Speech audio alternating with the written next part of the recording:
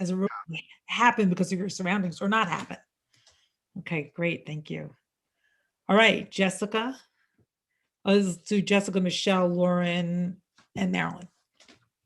Okay, thank you so much, Rabbi Dianne. I have spoken to you about this before, but I'll just share it in hopes that it might be helpful to someone else who grew up like this. So I'm one of those people that you spoke about at the beginning. I grew up in a very secular atheist family, and my grandfather, I found something beautiful my grandfather wrote in response to my father. It actually was in my father's book. My father was a medic, and he had to he was a medic in World War II, and they came upon a camp of Hungarian Jewish women, and it was Passover. And they said, "Who's a Jew here?" And he said, "I am." And they said, "Lead the service." And he said, "I don't know how to lead a Passover service."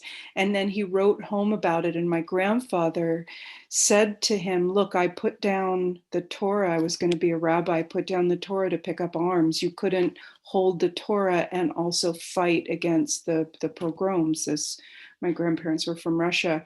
And so he said, "But oh, I would have loved to be in that room with you, with those women." And I was so moved by that. And then my father, in the next generation, turned away from it for some of what Jay was saying, but it's also, these were hyper intellectuals. My father was a philosopher and a writer, and my uncle is a sociologist. And there is that sense that you can't be an intellectual and believe in God.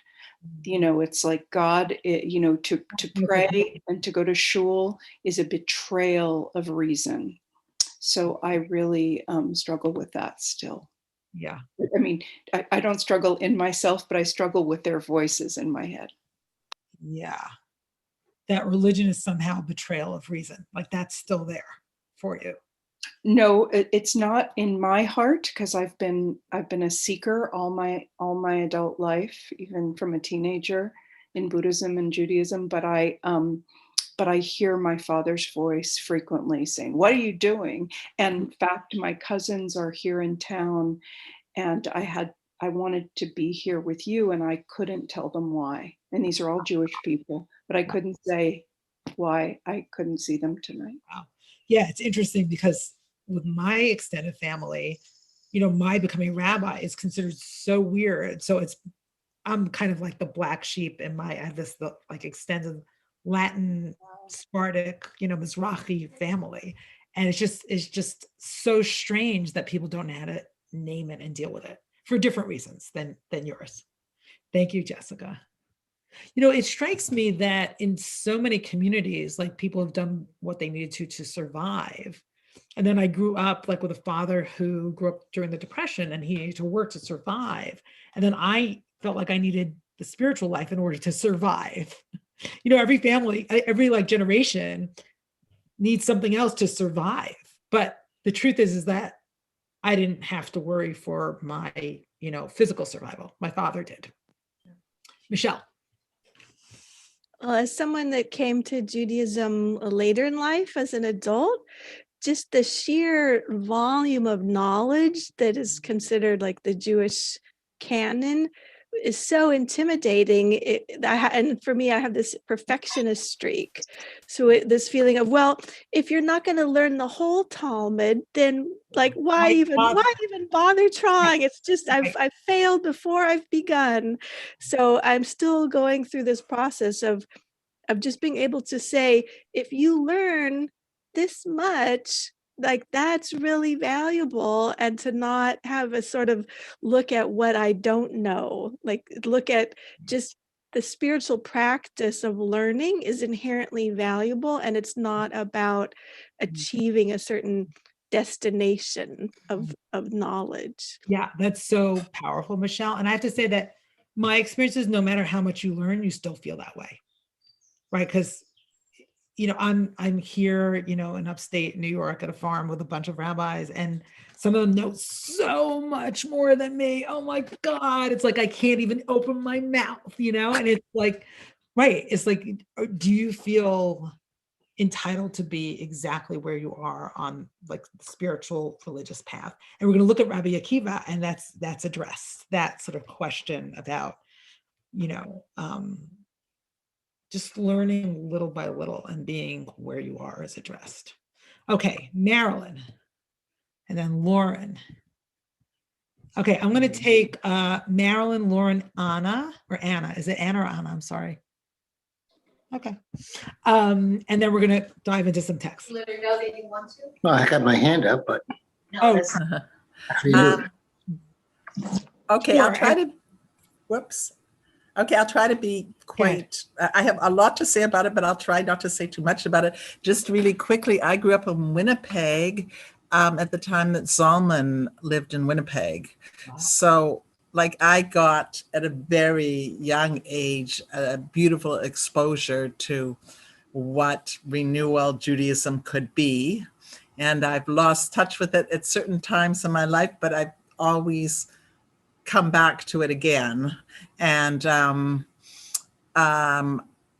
but okay, I'm not going to say much, but I'm going to jump to my son-in-law is a brilliant intellectual and a devout atheist. So that he says I am not allowed to mention the word God to my grandchildren. So it's sort of fascinating because like we have a Seder, right? And I say, okay, and there was the burning bush and there was a mystery in the burning bush. And then someone took them out of Egypt. Like, so it's sort of like, it's almost hilarious, but especially when you frame the question in such a way that people that feel robbed, like he is very sure that he doesn't want, when the kids grow up, they can choose that if they want, but he doesn't want them brainwashed. So it's sort of, anyway, so I'm just sort of throwing something else into the mix too there. I'll just throw that in. And thank you. That sounds like a huge challenge because it's with you in your day-to-day family life, right? And how do you sort of, where do you put that part of yourself when you're with your grandkids? yes, even like singing Rise and Shine and give, like they said, don't say God your glory, glory, right? I'm like, give your glory, right? So it's quite challenging. All right, Lauren. Well, Marilyn, that's one of my favorite songs. And when I sing it to my kids, it gets ugly because I'm a morning person. I am the morning person in my family. But anyway, so I did not know that I was Jewish until I was 5. And my friend Jennifer Katz told me on the bus from camp where we sang, "Give God our glory, glory," that camp.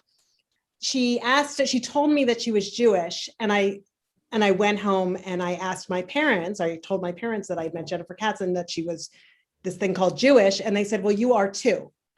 And at that point, I then, because Jennifer was going to religious school, I asked, and we joined a temple, the large temple in DC. And then because we were neighbors of people like, as Rabbi Dianne knows, David Gerwin and other religious neighbors, my parents ended up sending me to Camp Ramah, a conservative camp. And I too, Rabbi Dianne, like you, I fell in love with Shabbat. And I fell in love with all these prayers that I didn't know the words to, but I just loved the melodies. And I tried sort of learning, but I also sort of fell through the cracks because unlike a lot of other kids there, I didn't go to day school. And, and so I went only for 3 summers. And then I continued with my reform education, and my parents sort of got into it. They liked going to, Rabbi Dianne, they would have showed up for your class, Open Torah, or the early book, or the open book. And then it was called Early Torah at Washington Hebrew. And then they'd leave.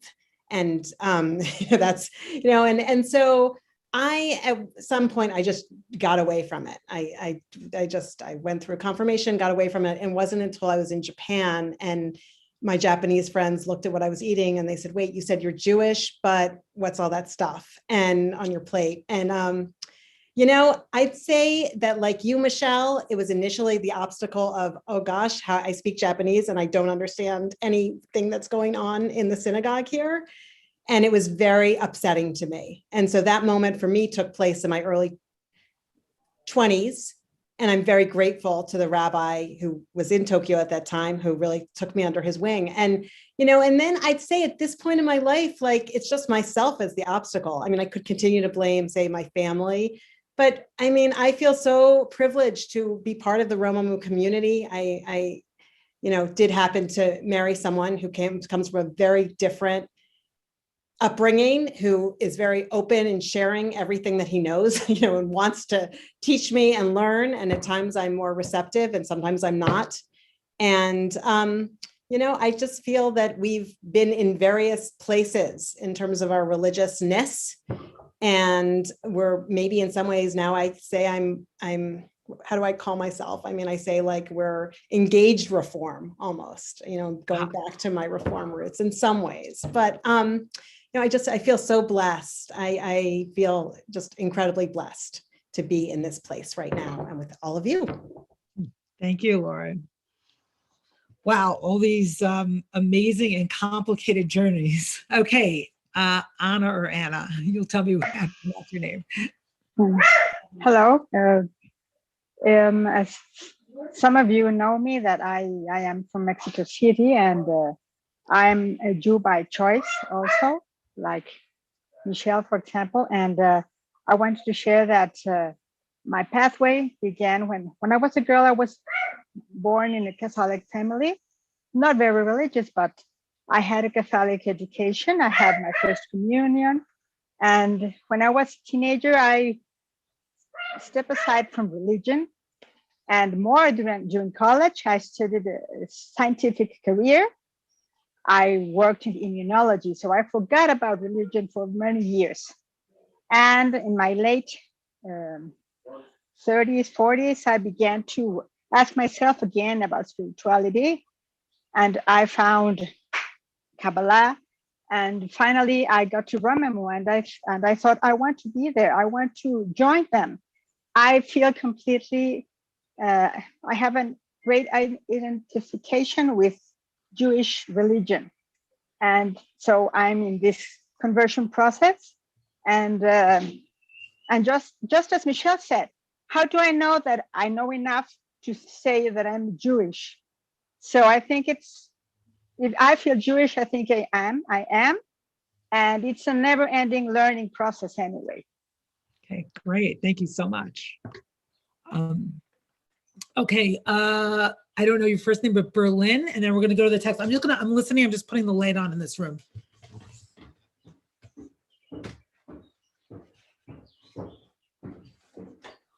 You're on. Hello. Actually, my wife's name is Berlin. My name is Ira Rifkin. And I'm in Annapolis, Maryland. We both are. So my journey to Judaism, very convoluted. As a child in Brooklyn, I used to go to my grandfather's Orthodox synagogue with cousins and my father and my uncles. But on Yom Kippur, I noticed that my father and an uncle during the afternoon break would slip out and go to this German delicatessen that was open. And my cousin and I used to follow them. And as soon as their sandwiches arrived at the table, we used to open the door and walk in. And the routine was, okay, we'll get you a sandwich too, just don't tell mom. And that was part of my childhood Jewish upbringing. However, and plus we had all sorts of kosher dishes at home, plus another set of treif dishes to bring in Chinese food. So I did, what struck me about all that was the hypocrisy. The hypocrisy in claiming to be one thing or publicly acting one way, but really not taking it seriously at all. Then when I was about 11. Okay, Ira, can we jump to where you are now? I'm at Romumu. No. I'm talking in terms of how what kind of religious path you've chosen. Well, that's what I'm doing. Okay. Okay. When I was 11, I had the misfortune of being sexually molested by a rabbi in an Orthodox basement of an Orthodox synagogue. So that turned me off even further to anything having to do with religion and everything having to do with Judaism, right? Or Jews, period. But then in my teenage years, I took a lot of psychedelic drugs. And that opened me up to the whole other world, you know, to the transpersonal. Then I became a journalist who started writing about religion. And so then I started to learn a lot, and I saw hypocrisy everywhere, but I also saw the truth that people were trying to teach to other people. I then met my wife in an ashram that I went there to write about. Ira, oh my God, your religious journey is so complex. I'm really blown away, and it feels like it deserves to be like a book. I mean, I don't know if you've written about it. I have. Yeah. I write about it often, actually. You write very often. So I, through then Eastern traditions, Buddhism and Hinduism, my wife brought me back into Judaism. She's a Sabra, and so she has that background. And now I'm a Roman person. Wow. Which I feel very comfortable being there, because people like me are quite welcome there. Yeah. Well, given what happened to you, the fact that you found your way back to Judaism is just amazing. So thank you for sharing that with us. Thank you. All right, now I'm going to share Rabbi Akiva's story, which I'm excited about. And I'm going to try to share my screen. Host disabled, participant screen sharing. Evie, can you help me with that?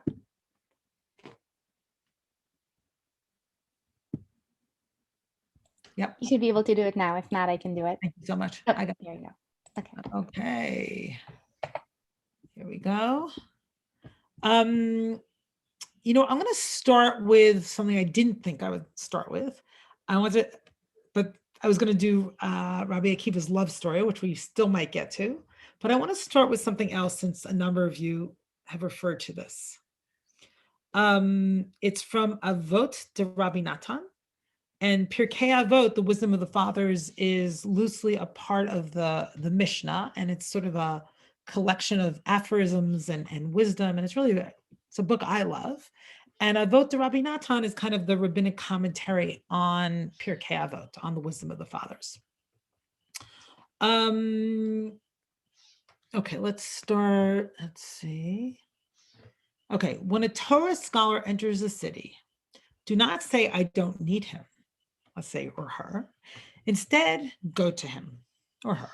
And do not sit next to him on a bed or on a chair or on a bench. Rather, sit before him or her on the ground and accept upon yourself every word that comes from his or her mouth with fear and reverence, trembling and sweating, just as our forefathers and foremothers and ancestors accepted what they heard at Mount Sinai with fear and reverence, trembling and sweating.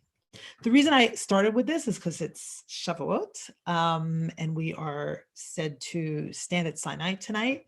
And it's like, what ways do we have to stand at Sinai now? Do we feel that sense when we learn Torah from somebody? Do we feel that sense when we're in Chavruta? Do we feel that sense when we're in a profound conversation? So I thought that was sort of an interesting opening. And then, okay, another explanations become dirty in the dust of their feet. This refers to Rabbi Eliezer, and drink in their words thirstily. This refers to Rabbi Akiva. Okay, so now we're getting to Rabbi Akiva. What were the origins of Rabbi Akiva? So Rabbi Akiva is a famed rabbi of the 1st and 2nd century, or mostly 2nd century. We don't know if he was a historical figure. The only place that we hear about him is in the Talmud. There's no independent historical evidence for his life, which doesn't mean he didn't live, but it doesn't mean that he did live. But he's quite a legend in the Talmud, and he's really a lover of Torah. And he's someone who was a mystic who finds like the whole entire world in the Torah, like, and anything, any word, any letter, you know, his commentary, the way he interpreted the Torah, any letter was an occasion to interpret. Any little crown on the letter was an occasion to interpret. So everything was about the Torah was completely divine and meaningful to him. Okay, so let's see how he started off. What were the origins of Rabbi Akiva? They said that he was 40 years old and still had not learned a thing. So he didn't start till he was 40 years old. And in that time, in ancient times, 40 was quite old, right? 40 is like maybe like 60 now, or maybe even older. I don't know. Once he was standing at the mouth of a well. The mouth of a well is very interesting imagery for the Torah, because the mouth, a well, is often where a patriarch or a figure in the Torah would meet their wives. So it was a place of romance. But here, it's a different image, right?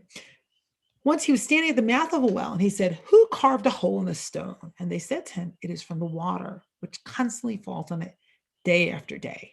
And they said, "Akiva, don't you know this from the verse that's written in Job? Water erodes stones."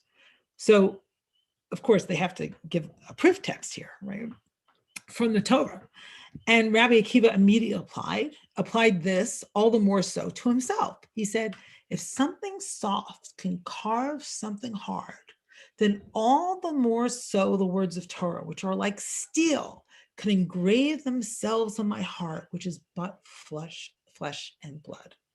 So this proof text is, it's called in Hebrew a kal v'chomer. It's something from something which is sort of more intense to something less intense.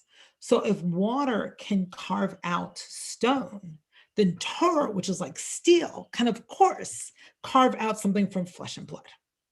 Okay, and often water in the Torah, water in the Talmud, and for in Talmud and Midrash, water is compared to Torah. So Torah is like water, water is like Torah. He immediately went to start studying Torah. He went with his son, and they sat down by the school teachers. He said to one, "Rabbi, teach me Torah." He then took hold of one end of the tablet, and his son took hold of the other end. The teacher wrote down Aleph and Bet for him, and he learned them, Aleph to Taf, the last letter of the alphabet. And he learned them, the book of Leviticus, and he learned it. And he went on studying until he learned the whole entire Torah. So what I want to ask you is, what was Rabbi Akiva's process? What did he learn from what he saw about water and stone? And then what happened? And what can we learn from this? What are the steps of his process? What did he understand? Anyone who hasn't said anything yet, love to hear from you. If you can raise your hand in Zoom.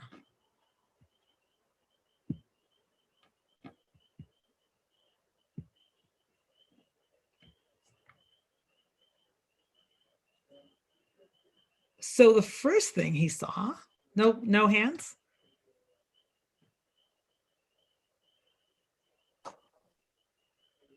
No? Go ahead, Juliet. Juliet. Sure, one. Nobody else is raising their hand. It's a slow process. It's just very slow, very, very, very, very slow. Wearing away at the stone or the steel, and we have to be patient. And we're never going to break that rock down completely, like, knowing the whole. I mean, okay, it says there he learned the whole Torah, but you've been doing this for how many years, Rabbi Dianne? And you said you still feel like there's so much to learn. So, yeah, absolutely, it is really never ending. So I'm just reading a couple of. I'll give you the source sheet. Hold on one second. So someone said that he got his inspiration from nature, which I love. And to think about that for a minute, like we often feel like we have to master a body of knowledge. But here, water is doing the opposite, right? The stone isn't mastering the water. The water is mastering the stone, right? And it feels to me like a whole different approach to Torah than rather than to think, I have to memorize this and I have to know that, to let Torah do the work on us. And if we approach Torah that way, then it's not so much that we know a little or we know a lot, but are we letting Torah do its work on us like water on stone? Okay, I have Yaakov and then I have Jerry. Welcome, Jerry. Welcome, Yaakov. Go ahead, Yaakov. Hi. Hi. So I'm taking my lesson from Rabbi Akiva, but also from you, Dianne, and that is that I learned with you about the from Shabbat that from the learning about not being ownerless. And to me, ownerless means when you're open to change. As Rabbi Akiva says, he applied the process of the water carving through the stone, drop by drop.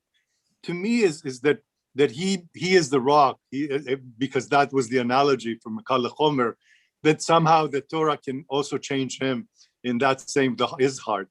To me, that's a transformation. It's an ownerless, a person who wants to change. He doesn't own his personality. He wants change. He wants, and he sees the process of the water, he applies it to himself in terms of water being the Torah that can change him to something else, to transform him into someone who can overcome to where he is.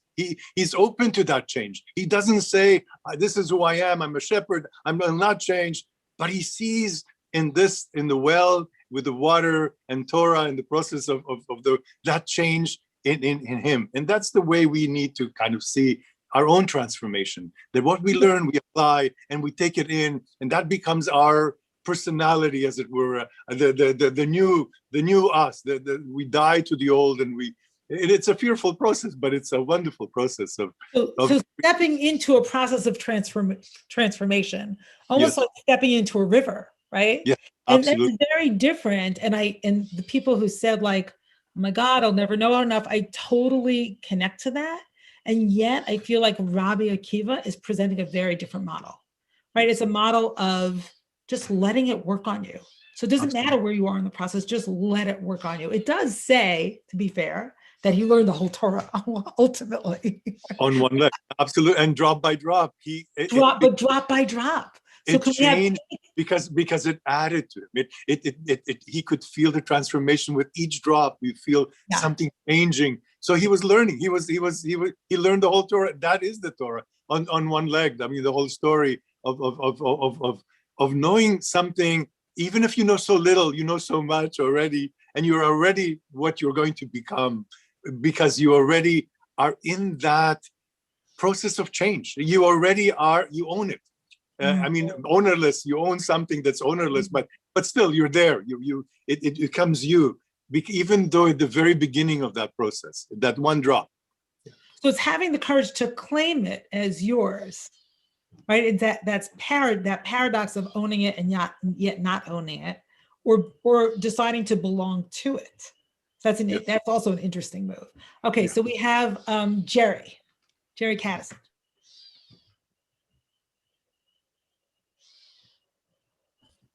Okay, I'm so happy to be with you. Thank you. Be with you all. Okay, have you? So I might have misinterpreted how I read it. But just to say, like, I was thinking that he said the Torah was steel and his heart was, blood and flesh. And I might have misread that, because all I could think of was such a beautiful example. I love, of course, the symbolism of water and the purity and how, the miracles of nature and the transformation. But for me, coming to Torah at 52 years old, it was the Torah that was the water that just opened my heart, which was very closed from hurts and pains and trauma, and not to those I loved, but very closed. And it was coming to Romamu that's been my water. That's just, and you're all the conduits, to bring Torah to me. So I come with that wide-eyed wonder. And I love that Rabbi Akiva. He learned the whole Torah, and I'm patient. I'm very patient. I'm a slow learner, and that's okay. So thank you. Thank you. Great. Thank you. That was beautiful, Jerry. Thank you. Okay. Alana. So I'm so moved by, I didn't know you could barely see me. I'm outside as the light is going. By the fact that Rabbi Akiva, this huge figure in the Talmud, starts his life as a scholar at the well, which for me evokes Shekhinah and the feminine. And maybe that was the Torah that he learned. You know, that at the end of the paragraph, we learn that he learned the whole Torah, but maybe the whole Torah came through the water and being at the well, and that was the depth of the Torah.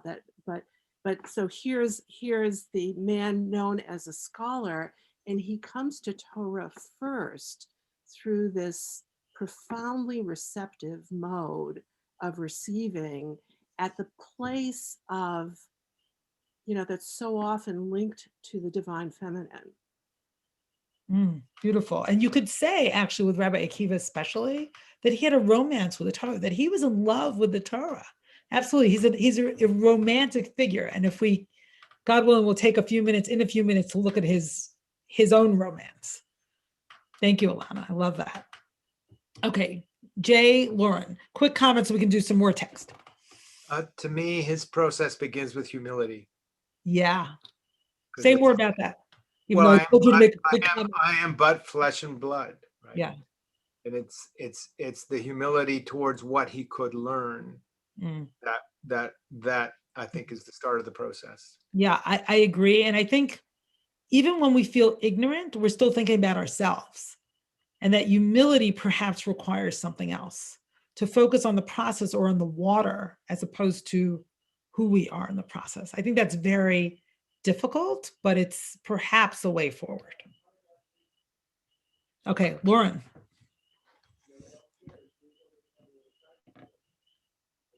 Lauren, you should be able to unmute yourself. Yes, thank you.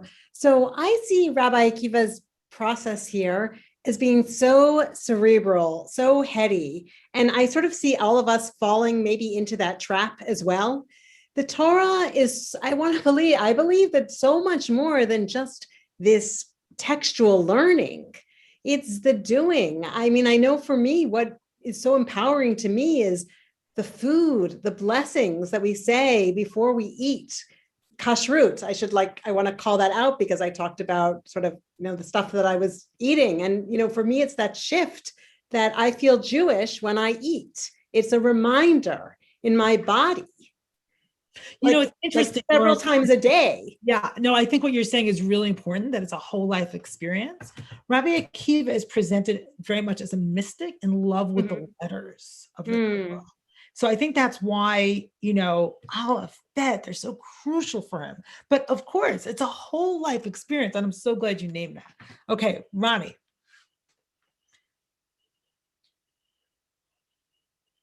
Ronnie, you can unmute yourself. Yeah, I just wanted to say, we haven't pointed out yet that part of his humility is he sits down to learn with his son. I know, exactly. And so it seems to me he's already sharing and already learning together and already willing to transmit and already accepting that maybe his son will learn something that he won't, and they will share it with each other. I found that a very touching. Very touching. I agree with you. And to think of going with my daughter and sitting in her college class like that would be hard for me. I'd be embarrassed, and he was willing to do that. Okay, great. Let's spend a few minutes on his love story, which is complicated and we won't have a lot of time to get into it, but at least we'll start it. Okay, let's see if this works. Okay.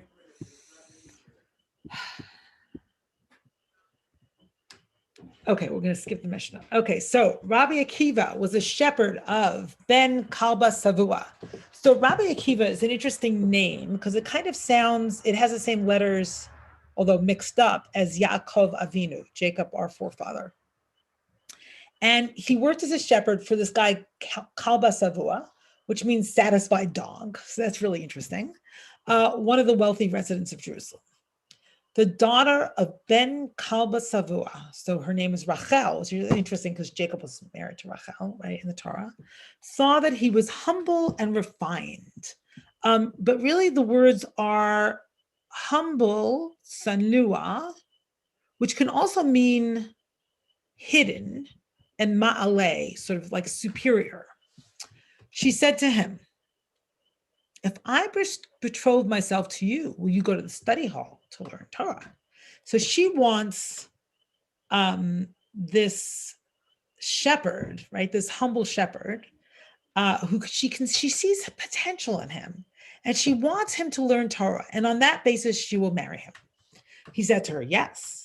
She became betrothed to him privately. So, or they eloped, right? They got married in secret. And that same word is used for hiddenness that was used for him being hidden. Sin'ah, right? Sin'ah right here. And sent him off to study. So you see that she's really the instigator here, or the initiator, maybe perhaps is a better word. He said to her, oh yes, okay. So she became betrothed to him privately and sent him off to study. Her father heard this and became angry. He removed her from the house and took a vow prohibiting her from benefiting from his property. So in other words, he disowned her. Rabbi Akiva went and sat for 12 years in the study hall. When he came back, he brought 12,000 students with him. So instead of having multiple children, like our forefather Yaakov, he, spawned, one can say, myriads of students, right? That's his fertility here. He heard an old man saying to his wife, Rachel, for how long will you lead the life of a widow of a living man? So she's alone. She sends him off to study. He's becoming a great man, but she's, who's supporting her? And her father disowned her. She said to him, if he would listen to me, he would sit for another 12 years. So she wants him to be a Shiva scholar. He said, I have permission to do this. So in other words, he found out that she's saying this, and he feels like he can go away based on her word. And this is all based on a Mishnah about how long a husband can go away from their wives and not have relations with their wives. And Torah scholars can go away the longest. He went back and sat for another 12 years in the study hall. When he came back, but they can only go away with permission of their wives. When he came back, he brought 24,000 students with him. His wife heard and went out toward him to greet him. Her neighbors said, borrow some clothes and wore them. So she's become like a beggar, right? Because her father's disowned her, and her husband's not around. She said to them, a righteous man understands the life of a beast. Yodea tzaddik nefesh behemto. What a strange verse to quote. When she came to him, she fell on her face and kissed his feet. His attendants pushed her away because they're like, what's this beggar doing like near our teacher, our master? And he said to them, leave her. My Torah knowledge and yours too belongs to her, right? Sheli v'shelchem shelahu, right? It all belongs to her. So he gives her credit where they did not.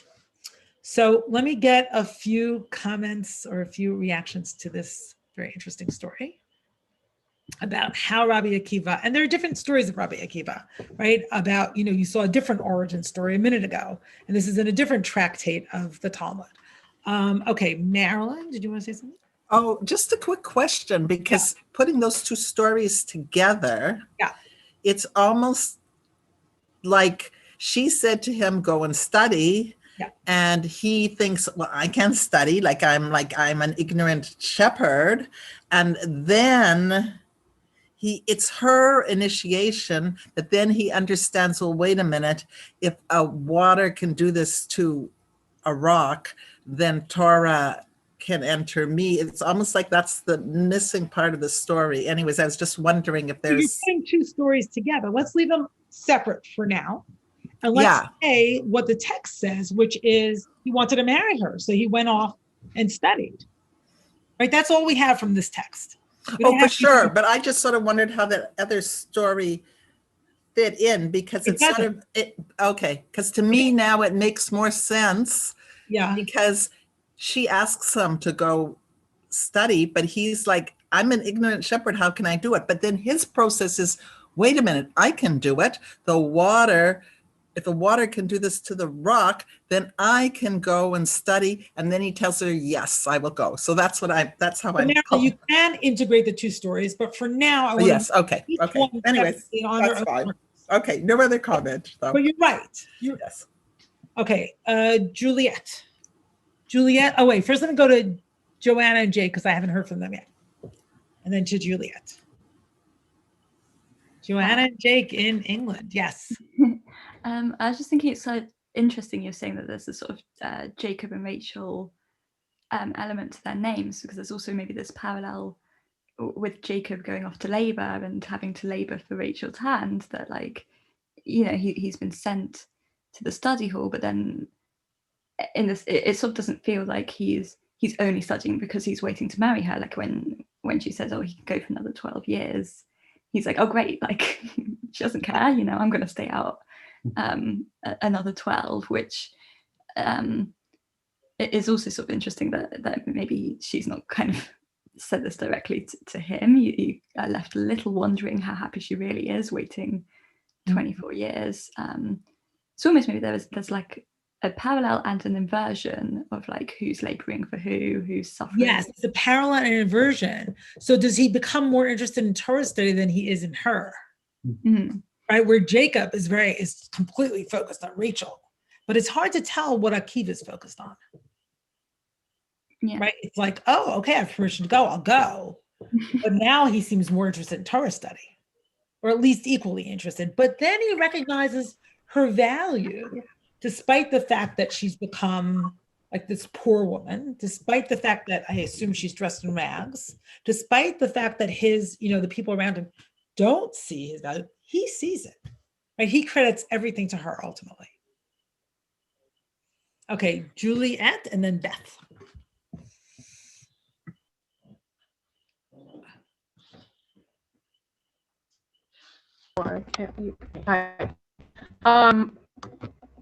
I mean, I find this, you know, this part of the story very disturbing, and I want to know, is he calling her a beast?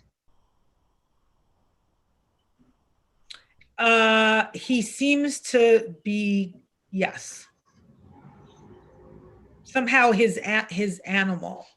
He's quoting something from Proverbs about a righteous person knowing the soul of their beast. Yeah, it's not nice. I don't like it. I've lost respect for him. I don't know. He used to be a model for me. Like I was like, well, I started studying Torah when I was 52. So yeah, he started when he was 40. You know, like he was a model for me. But I forgot this part of the story, probably willfully, because I had read it. I know it, but I'm sorry. Wait, let me just know. Yeah, I mean, she said to them, a righteous man understands the life of his beast. Yodeat Sadiq Nefesh, or the soul of his beast. She says it. He doesn't say it. That's a huge difference. She says it? She says it. Oh. Yeah. So sit with that a minute. Because that's really interesting. Unfortunately, we have 5 minutes. So there's actually a lot to say about this, but hold with that. Beth. I got immediately fixated on a righteous man understands the life of his beast. In Mishle, it's Yodea Tzadik Nefesh Behemoto. Yeah. So that the righteous understands the soul, I guess you could say, of his beast. And I take that as she is speaking highly of him. I think people who can really understand the soul of an animal are doing very well. And they are probably comparing herself. Yes, absolutely. Yes, but she's comparing herself to an animal. I don't think she is. She's Really? talking about an aspect of her husband.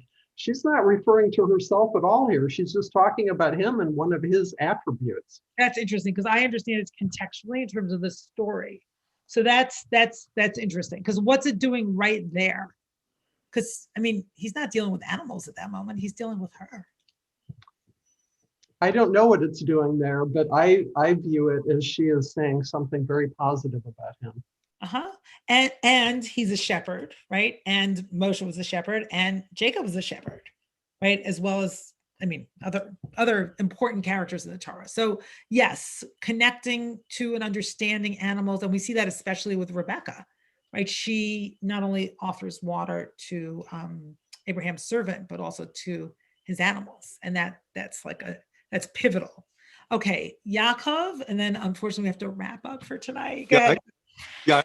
I agree. I mean, she's saying something positive, very positive about him. And she's basically saying that, look, I'm the one who did all the work and sacrificed so that you can be who you are.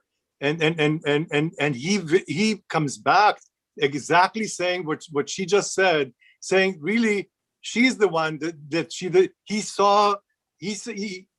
he said what she saw in him to be true, that because he was such a righteous person, he saw the value that her sacrifice, her work, her being alone for the 24 years, this is the value that he saw in her, that he recognized, and she said that he would, and he did. And that's beautiful. That's a wonderful, they understood each other's soul. So think about it literally. Like in the beginning, she recognizes him, even though he's hidden, and she sees his potential, even though no one else does. And by the end, even though no one else recognizes her value, he sees her value and he credits everything to her. Okay, so with 3 minutes left, there's so much more to do with this story, but we're not gonna be able to do it right now. Oh, that's interesting what Paul's saying. She's saying he understands his flock. That's why 24,000 students came with him. I like that interpretation. But let's think about like Kalba Savua and the satisfied dog that was in the way of, even though they overcame the satisfied dog. And I'm wondering spiritually, and I know this is jumping to a different level, that if we look at this story psychologically in terms of all the different parts of us, right? There's that hidden part of us that we might undervalue. And there might be another part of us, or maybe someone outside of us, that recognizes the hidden potential in us and values it and helps us value it. And so that when we're recognized, either we recognize ourselves or someone else recognizes us, then that helps us to, immerse ourselves in Torah or immerse ourselves in our dreams. And there's so much about recognition. Like, what are we, we started with a few people saying, like, talking about like claiming their path, naming and claiming their path. And I think it's really hard to do that, right? It's really hard to sort of have the courage to say, like, this is for me, even though my parents didn't give me exactly this, this is a spiritual and religious path I want and I can claim, and it's my legacy, and to start claiming it at whatever age and whatever stage you're ready to do so. So I think that's what Rabbi Akiva invites us to do, to say, no matter when, this is mine. And I can put myself, as Yaakov was saying, on that path of transformation. So with that, I say, Chag Sameach, have a wonderful Shavuot. I hope that you all experience, and we all experience, sort of moments of, illumination and revelation this night. And I hope to see you all soon.